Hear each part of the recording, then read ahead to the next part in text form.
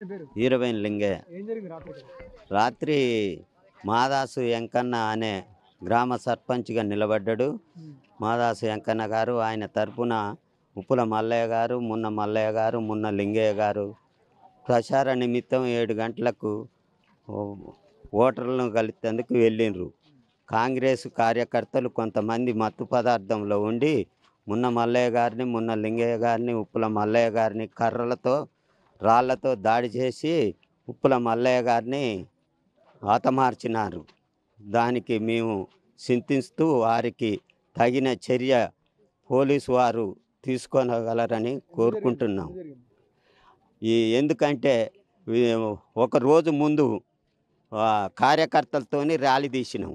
దానికి 400-500 మంది కార్యకర్తలు గుంపుగా వచ్చి ర్యాలీ తీసి మాదాసు వెంకన్న గారి గెలుపు కోసం కృషి చేస్తుర్రు. వీరే దీనికి కారకులు.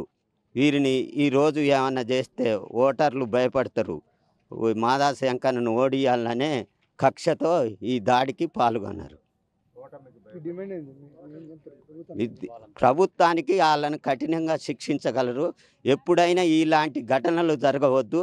ఓటరు ఇష్టంతోని, ఓటరు నిర్ణయంతోని ఓటు వేసుకొని బతికే హక్కు ఈ మానవులకు ఉన్నది. దీన్ని అందరూ ఉపయోగించుకోగలరు. ఇటువంటి దాడులను ఖండించగలరని కోరుకుంటున్నాను.